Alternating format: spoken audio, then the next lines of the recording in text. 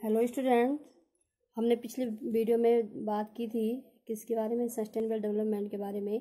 तो आज का जो हमारा टॉपिक है, अगला नेक्स्ट टॉपिक जो हमारा है इस लेसन का, वह है रिसोर्सेज प्लानिंग इन इंडिया। ठीक है, तो रिसोर्सेज प्लानिंग क्या होती है वो हम देखेंगे। Resources planning involve identification and quantification of the available resources. ठीक है, जितना हमारी कंट्री में, हमारे रीजन में जितने रिसोर्सेज हैं उसका हमें क्या करना है, उसको आइडेंटिफिकेशन करना है and planning of resource development, और उसको उस रिसोर्स का डेवलपमेंट हो इसके लिए प्लानिंग करनी है।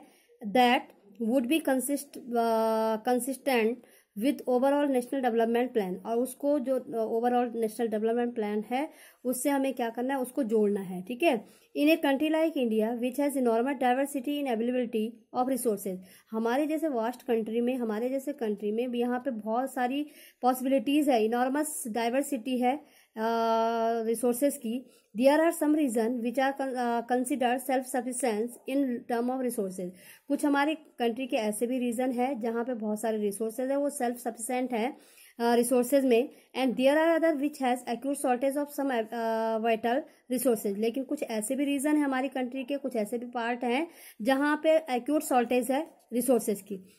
आप समझे इसको कि कहने का मतलब ये है कि बहुत सारे रीजन ऐसे हमारी कंट्री में जहाँ पे बहुत सारे रिसोर्सेज हैं, वो सेल्फ सफिशिएंट है अपने रिसोर्सेज को यूज करने के लिए। और कुछ ऐसे भी रीजन है हमारी कंट्री के जहाँ पे क्या है, कोई भी रिसोर्सेज नहीं है। ठीक है, वहां पे शॉर्टेज है। It is started in the point below as resources are unevenly distributed, इसका मतलब है जो हमारे रिसोर्सेज हैं वो अनइवनली डिस्ट्रीब्यूटेड है, यानी कहीं पे हैं बहुत ज्यादा हैं और तो कहीं पे बिल्कुल नहीं है। ठीक है, state like Jharkhand, Chhattisgarh and Madhya Pradesh are rich in coal and mineral. अगर हम झारखंड, छत्तीसगढ़ और मध्य प्रदेश की बात करें तो वहां पे कौन से रिसोर्सेज हैं, वहां पे रिच है किस चीज का, कोल और मिनरल के लिए। But lack technological institutional support, लेकिन वहां पे मिनरल तो हैं लेकिन वहां पे टेक्नोलॉजी की कमी है। ठीक है, and also suffer from land degradation, they are economically backward. और दूसरा वहां पे क्या है, वहां वो जो रीजन है हमारे, वो किससे, वो लैंड डिग्रेडेशन की प्रॉब्लम से सफर करते हैं, इसीलिए वो इकोनॉमिकली बैकवर्ड है। यानी कि झारखंड, छत्तीसगढ़, मध्य प्रदेश में क्या है, कोल और मिनरल बहुत सारे हैं लेकिन टेक्नोलॉजी की कमी है। और आपको मालूम है कि भाई रिसोर्स होना ही इनफ नहीं है, उसके अगर हमें रिसोर्स का डेवलपमेंट करना है तो उसके लिए हमें टेक्नोलॉजी चाहिए, तो वही वहां पे नहीं है। और दूसरा वहां पे लैंड डिग्रेडेशन की प्रॉब्लम भी क्रिएट, लैंड डिग्रेडेशन की प्रॉब्लम से वहां जो है वो सफर कर रहे हैं, तो इसलिए वहां वो जो रीजन है वो इकोनॉमिकली बैकवर्ड है। ठीक है, सेकंड है Arunachal Pradesh has abundant water resources. दूसरी तरफ अगर हम देखें, अरुणाचल प्रदेश को देखें तो वहां पे बहुत सारा वाटर रिसोर्सेज है, बट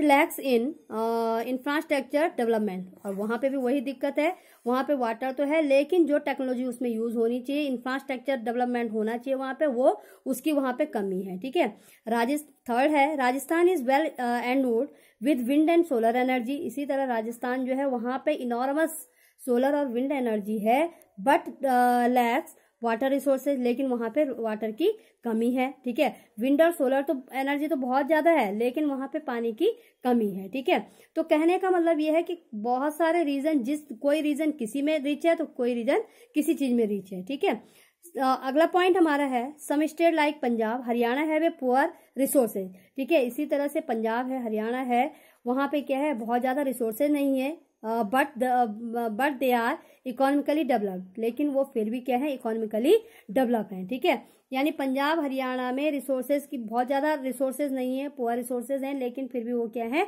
इकोनॉमिकली डेवलप है। ठीक है, अगला पॉइंट जो हमारा है the cold desert of Ladakh lack natural resources. ठीक है, जो कोल्ड डेजर्ट है हमारा लद्दाख का, वहां पे नेचुरल रिसोर्सेज नहीं है, although it has a rich cultural heritage, लेकिन फिर भी वो कल्चरल हेरिटेज में आगे है। ठीक है, so the various limitation and differences in resources distribution demanded balance resource planning from national to local level in ensuring equitable and healthy development. ठीक है, इसलिए आपने देखा कि भाई बहुत सारे रीजन हमारे ऐसे हैं जहाँ पे बहुत सारे रिसोर्सेज हैं, बहुत सारे रीजन ऐसे हैं जहाँ पे क्या नहीं है, वो रिसोर्स एक जगह में अगर एक रिसोर्स है तो दूसरी जगह में उसकी कमी है, ठीक है। तो इसीलिए हमें रिसोर्स प्लानिंग की जरूरत है कि जहां पे जो रिसोर्स क्या है अनलिमिटेड है, जो रिसोर्स ज्यादा है उसको उस रीजन तक पहुंचाना है जहां पे उसकी कमी है, ठीक है। तो ये इसी को हम क्या कहेंगे, रिसोर्स प्लानिंग कहेंगे, ठीक है। यानी कि ऐसी प्लानिंग जहां जो रिसोर्स जहां पे नहीं है उसको उसकी जो पूर्ति है वहां पे की जाए, ठीक है। अगला हमारा टॉपिक आया the process of resources planning, ठीक है। क्या प्रोसेस रहेगी रिसोर्स प्लानिंग की, तो प्रोसेस क्या है, the process of resource planning, the process of resource planning involve, ठीक है। जो रिसोर्स प्लानिंग में क्या इन्वॉल्व है, पहला है identification inventory of resources across the region of the country, ठीक है। सबसे पहले तो हमने अपनी कंट्री में देखना है कि भाई यहाँ पे कौन कौन से रिसोर्सेज हैं। सब पहले तो पहचान करनी है, आइडेंटिफिकेशन करना है कि कौन कौन से रिसोर्सेज हमारी कंट्री में है, किस रीजन में है। दिस इन्वॉल्व सर्वेइंग, उसके लिए हमें सर्वे करना है, मैपिंग करना है, क्वालिटेटिव क्वांटिटेटिव एस्टिमेशन करना है और मेजरमेंट रखना है रिसोर्सेज का, ठीक है। पहला स्टेप हमारा ये होगा कि रिसोर्स की पहचान करना, ठीक है। सेकंड जो हमारा स्टेप है planning for resources development using appropriate technology and institutional setup, ठीक है। दूसरा ये है कि भाई हमने सबसे पहले क्या है हमने आइडेंटिफिकेशन कर दिया, ठीक है, उसके मैपिंग कर दी, क्वांटिटेटिव क्वालिटी किस क्वांटिटी में है, किस क्वालिटी का है, ये रिसोर्सेज हमने जान लिया। लेकिन अब उसको एक्सट्रैक्ट करने के लिए, उस रिसोर्स को एक्सट्रैक्ट करने के लिए हमें किसका यूज करना है, टेक्नोलॉजी का यूज करना है, इंस्टीट्यूशन को सेटअप करना है, ठीक है। सेकेंड स्टेप हमारा ये है। थर्ड है matching the resources development plan with overall national development plan.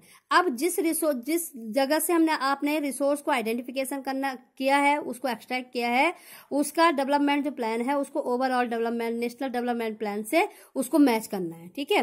तो India follow the policy of resource planning from the very beginning first 5 year plan rightly after the independence, ठीक है। India ने हमेशा से ही क्या है रिसोर्स प्लानिंग किया है, किसके बाद से ही हमारी फर्स्ट 5 ईयर प्लान है उससे ही हम after independence. The ability of resource alone can not begin the process of development. और ये आपको मालूम है कि केवल किसी कंट्री में किसी रीजन में केवल क्या होना ही इनफ नहीं है, रिसोर्स का होना ही इनफ नहीं है, हमें किसकी जानकारी भी होनी चाहिए कि उस रिसोर्स को ऑब्टेन करने के लिए, उसके डेवलपमेंट के लिए हमें कौन सी टेक्नोलॉजी का यूज करना है, ठीक है, कौन सी टेक्नोलॉजी का यूज करना है और उसके लिए हमें क्या करना है, इंस्टीट्यूशनल सेटअप करना है, ठीक है। उसके लिए क्या इंस्टीट्यूशनल सेटअप करने की रिक्वायरमेंट है, ठीक है। तो कहने का मतलब ये है कि केवल रिसोर्स होना ही इनफ नहीं है, उसके लिए टेक्नोलॉजी की भी हमें जानकारी होनी चाहिए, ठीक है, तब जाके हम उसका डेवलपमेंट कर सकते हैं, ठीक है। इतना आपको आया समझ में। अब हमारा आगे का जो टॉपिक है वो है रिसोर्सेज एंड कॉलोनाइजेशन, ठीक है। रिसोर्स एंड कॉलोनाइजेशन का मतलब है कि भाई कॉलोनाइजेशन जो आपने देखा होगा, आपने पढ़ा है कि यहाँ पे क्या है ब्रिटिशर आए, उन्होंने हम पे राज किया। तो वो क्यों आए, सबसे पहले आपने देखा होगा ईस्ट इंडिया कंपनी जो यहाँ पे आई वो किससे अट्रैक्ट हुई, यहाँ के रिसोर्सेज से अट्रैक्ट हुई। उसने देखा कि इंडिया में बहुत सारे रिसोर्सेज हैं लेकिन इंडिया के पास क्या नहीं है, टेक्नोलॉजी नहीं है उसको ऑब्टेन करने की, ठीक है। तो सब क्योंकि उनके पास क्या थी, टेक्नोलॉजी थी, ठीक है, और हमारे पास केवल रिसोर्स था लेकिन उसको एक्सट्रैक्ट करने की टेक्नोलॉजी नहीं थी। तो ये टेक्नोलॉजी कौन लेके आया, जो ब्रिटिशर थे वो लेके आए, ठीक है। उन्होंने यहाँ पे क्या किया, हमारे रिसोर्सेज को एक्सप्लॉइट किया, ठीक है। तो ये है। अब अगर अगला हमारा जो टॉपिक है हमारा कंजर्वेशन ऑफ रिसोर्सेज, ठीक है। कंजर्वेशन मीन्स क्या होता है, कंजर्वेशन मीन्स तो आप समझ ही गए होंगे, कंजर्वेशन का मतलब है संरक्षण। संरक्षण मीन्स बचाना, किसी चीज को बचा के रखना, ठीक है। भाई रिसोर्सेज हैं, आपने पढ़ा कि रिसोर्सेज हमारे पास क्या क्या है, अनलिमिटेड नहीं है, लिमिटेड है, ठीक है। तो जो लिमिटेड रिसोर्सेज हैं उनको हमें क्या करना है, प्लानिंग के जरिए बचा के रखना है, ठीक है। अब देखिए conservation of resources, irrational consumption and over utilization of resources may lead to socio-economic and environmental problem।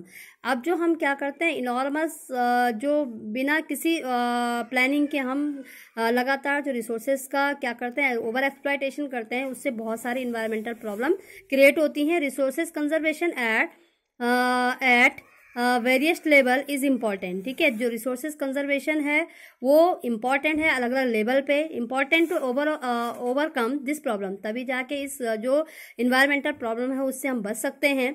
Gandhi ji was is concern about resources conservation when he said, ठीक है, गांधी जी ने इसके लिए चिंता भी जताई है, वो कंसर्न थे और उन्होंने रिसोर्स के बारे में कहा भी है, there is enough for everybody's need and not for anybody's greed, ठीक है। उन्होंने इंडिया के बारे में कहा है कि यहाँ पे बहुत कुछ है, ठीक है, यानी कि प्रत्येक यहाँ पे इतने रिसोर्सेज हैं कि प्रत्येक व्यक्ति की जो नीड है वो फुलफिल हो सकती है, लेकिन अगर वही नीड ग्रीड में बदल जाती है तो एक ग्रीडी पर्सन के लिए यहाँ पे कुछ भी नहीं है, क्योंकि आपको पता है कि जो ग्रीडी पर्सन होता है उसके पास जब एक चीज आ जाती है तो उसकी ग्रीड और बढ़ जाती है, वो दूसरी चीज की मांग करता है, ठीक है। तो गांधी जी ने यही कहा है कि क्या है, हर व्यक्ति की नीड को फुलफिल करने के लिए यहाँ पे बहुत कुछ है, लेकिन अगर वही नीड है वही नीड जो ग्रीड में बदल जाती है तो यहाँ पे कुछ भी नहीं है, ठीक है। ही blamed greedy and selfish individual and the exploitative nature of modern technology as the root cause of resource depletion at the global level। और महात्मा गांधी जी क्या थे, टेक्नोलॉजी के खिलाफ थे, ठीक है। उन्होंने कहा कि सबसे बड़ा जो रूट है, सबसे बड़ा जो कारण है, ठीक है, रिसोर्स का डिप्लेशन का, वो टेक्नोलॉजी ही है, ठीक है। वो मास प्रोडक्शन के खिलाफ थे, ठीक है, वो बहुत सारा प्रोडक्शन नहीं चाहते थे and wanted to replace it with the production by the masses, ठीक है। वो मास प्रोडक्शन के खिलाफ थे और किसके पक्ष में थे, प्रोडक्शन बाय मासेस, यानी कि भाई अगर मशीन काम करेगी तो बहुत सारा प्रोडक्शन एक बार में होगा, लेकिन वो मशीन जो है बहुत सारे लोगों से उनका जो रोजगार है वो छीन लेगी, ठीक है। तो वो नहीं चाहते थे कि मशीन से काम हो, वो चाहते थे कि बहुत सारे लोगों को काम मिले, बहुत सारे लोग मिलकर काम करें, ठीक है। तो ये था, ये टॉपिक आपका क्लियर हुआ होगा। अब हमारे पास जो अगला जो हमारा टॉपिक है वो आएगा लैंड रिसोर्सेज, सॉरी। तो लैंड रिसोर्सेज जो हमारा टॉपिक है, लैंड मीन्स होता है जमीन, ठीक है, ये तो आप समझ गए होंगे, ठीक है, आपको पता है। और रिसोर्स मीन्स होता है संसाधन, ठीक है। लैंड भी क्या है, हमारा एक रिसोर्स है, ठीक है। और आपको मालूम है लैंड पे हम बहुत सारी जो हमारी एक्टिविटीज हैं वो हम करते हैं। Land is a very important natural resource and is support natural vegetation, ठीक है। आप क्या है, हमारा जो लैंड है वो बहुत सारी एक्टिविटीज को सपोर्ट करती है, जैसे यहाँ पे नेचुरल वेजिटेशन है, ठीक है, वाइल्ड लाइफ है, ह्यूमन लाइफ है, वेरियस इकोनॉमिक एक्टिविटीज यहाँ पे होती है, ट्रांसपोर्ट होता है, कम्युनिकेशन होता है, ये सारा हम क्या है अपनी जमीन पे ही करते हैं। So it need to be use with the care and concern. लेकिन क्या है, जमीन भी हमारे पास अनलिमिटेड नहीं है, लिमिटेड है, ठीक है। हमारी जो लैंड बाउंड्री है वो भी लिमिटेड है, तो इसलिए हमें इसके लिए कंसर्न रहना चाहिए, इसके यूज को लेके। As it finite it in extend India's geographical area comprise, ठीक है। जो इंडिया का जो जोग्राफिकल एरिया है वो इस तरह से है, 43% plain land area for agriculture and industry, ठीक है। 43% टोटल हमारा जो लैंड एरिया है उसका 43% जो यूज किया जाता है लैंड एरिया, वो किसके लिए यूज हो रहा है, एग्रीकल्चर के लिए और इंडस्ट्री के लिए, ठीक है। 27% plateaus which is source of mineral, और 27% जो प्लेट्यूज है जो किसका सोर्स है, मिनरल का सोर्स है, फॉसिल फ्यूल्स वहां से हम लेते हैं और फॉरेस्ट वहां पे हैं। तो 27% पे प्लेट्यूज हैं और वहां पे मिनरल फॉसिल फ्यूल और फॉरेस्ट हैं, ठीक है। 30% माउंटेन, जो 30% जो हमारा लैंड एरिया है वो माउंटेनियस एरिया है, which ensure perennial flow of some river, ठीक है। और आपको मालूम है माउंटेन से क्या फ्लो करती हैं, बहुत सारी रिवर निकलती हैं, and provide side for tourism, और इससे क्या है, टूरिज्म के लिए ये इंपॉर्टेंट है, एंड इकोलॉजिकल एस्पेक्ट के लिए भी इम्पॉर्टेंट है, ठीक है। तो इस तरह से 43% जो हमारा लैंड एरिया है एग्रीकल्चर इंडस्ट्री के लिए यूज होता है, 27% जो है प्लेट्यू जो है हमारा मिनरल फॉसिल फ्यूल और फॉरेस्ट के लिए यूज होता है, और 30% जो हमारा है माउंटेनियस एरिया है जहां से बहुत सारी नदियां निकलती हैं, वो हमारा हमें टूरिज्म के लिए वो इम्पॉर्टेंट है, ठीक है। तो ये आपने देखा। अब अगला हमारा जो टॉपिक है वो लैंड यूटिलाइजेशन है, ठीक है। लैंड यूटिलाइजेशन, तो लैंड अभी आपने पढ़ ही लिया कि लैंड किस चीज के लिए यूज होता है, तो उसी का आगे देखेंगे। तो लैंड यूटिलाइजेशन में देखिए, in India land resources are use for the following purpose. India में जो लैंड रिसोर्स है वो अलग अलग चीजों के लिए यूज किया जाता है। सबसे पहला हमारे पास है फॉरेस्ट, ठीक है। जो लैंड है उसमें फॉरेस्ट भी है, ठीक है, वो फॉरेस्ट के लिए भी यूज हुआ है। सेकेंड है land not available for cultivation, ऐसी लैंड, और कुछ लैंड हमारे पास ऐसी भी है जो कल्टिवेशन के लिए जिसका हम यूज नहीं करते हैं, वो क्या है, वो कौन सी लैंड है, बैरन और वेस्ट लैंड, यानी कि बंजर भूमि है, ठीक है। दूसरा है इसमें land put to non agriculture uses, और कुछ ऐसी है जिसको हम एग्रीकल्चर के लिए यूज नहीं करते हैं, वो उसको हम क्या कहते हैं, नॉन एग्रीकल्चर लैंड कहते हैं। वो हम उस पे हम बिल्डिंग बनाते हैं, रोड बनाते हैं, फैक्ट्रीज हमारी बनती हैं, ठीक है। थर्ड है अदर अनकल्टिवेटेड लैंड, ठीक है। जो अदर अनकल्टिवेटेड लैंड है, जो फैलो लैंड है, यानी हम हमारी जो छोड़ी हुई जमीन है। पहला है permanent pasture and grazing land, ऐसी जमीन भी है जो परमानेंट पास्चर है। पास्चर में जहाँ पे जो चरवाए हैं वो अपना जो कैटल्स हैं उनको फीड करवाते हैं, ठीक है, वो ग्रेजिंग लैंड है। सेकंड है लैंड अंडर मिससेलेनियस ट्रीज क्रॉप, ठीक है, और ऐसी भी लैंड है जहाँ पे अपने आप ही कुछ जो क्रॉप हैं वो डिफरेंट टाइप ऑफ क्रॉप जो है वो उगी हुई है, ठीक है, जिनको नेट जोन एरिया में इंक्लूड नहीं किया है, ठीक है। नेट जोन एरिया में इसलिए इंक्लूड नहीं किया गया है क्योंकि वो खुद ही वहां पे उसको किसी ने ग्रो नहीं किया, वो खुद ही वहां पे ग्रो हुई है, ठीक है। Culturable waste land left uncultivated for more than 5 agricultural year, ठीक है। ऐसी लैंड जो क्या है मीन्स जिसको कल्टिवेट तो किया जाता है लेकिन वो कम से कम 5 साल के लिए अनकल्टिवेटेड छोड़ा जाता है, ठीक है। 5 साल बाद उसको उसमें खेती की जाती है। और वो 5 साल क्यों छोड़ा जाता है, अभी आप देखोगे कि जमीन इसलिए छोड़ी जाती है जिससे कि उसकी जो फर्टिलिटी है, जो सॉइल की जो फर्टिलिटी है वो रिगेन हो सके, ठीक है, उसमें ज्यादा एग्रीकल्चर किया जा सके। फैलो लैंड जो छोड़ी हुई जो जमीन है, पहला है करंट फैलो, ठीक है। करंट फैलो किसको कहते हैं, लेफ्ट विदाउट कल्टिवेशन, ठीक है, फॉर 1 और लेस देन 1 एग्रीकल्चर ईयर, ठीक है। ऐसी जमीन जो 1 या 1 साल के लिए छोड़ी जाती है, ठीक है, एक एग्रीकल्चर सीजन के लिए छोड़ी जाती है। अदर देन करंट फैलो, ठीक है, अदर देन करंट फैलो जो वो लैंड है जो left uncultivated for the past 1 to 5 agricultural year, ऐसी जमीन जो छोड़ी तो जाती है लेकिन कितने साल के लिए, 1 से लेके 5 साल तक, ठीक है। 1 से लेके 5 साल तक उस पर कोई भी एग्रीकल्चर नहीं किया जाता है, 5 साल बाद फिर से उस पर एग्रीकल्चर किया जाता है, ठीक है, उसको कहते हैं अदर देन करंट फैलो, ठीक है। अगला हमारा है नेट जोन एरिया, जो टोटल बोया हुआ भाग है, ठीक है, यानी कितने जमीन पे कितने एरिया पे हमने क्या है जो खेती की है। Area sown more than once in an agriculture year, प्रत्येक साल में देखा जाता है कि कितने उस पे एग्रीकल्चर ईयर में उस पे क्या मीन्स सोन किया गया है। It is also included in gross cropped area along with area sown more than once in an agriculture year, ठीक है। इट इज ऑल्सो इंक्लूडेड, इसमें इंक्लूड है ग्रॉस क्रॉप्ड एरिया, इसके साथ साथ ऐसा एरिया जो जिसमें एग्रीकल्चर भी किया जाता है प्रत्येक साल में, ठीक है, उसको कहते हैं नेट जोन एरिया, यानी शुद्ध बोया हुआ भाग, कितने भाग पे हमने क्या किया है, हमने एग्रीकल्चर किया है, ठीक है। तो इतना इस टॉपिक इस वीडियो के लिए बहुत है बेटा, अगली वीडियो में अगला टॉपिक डालो। ओके।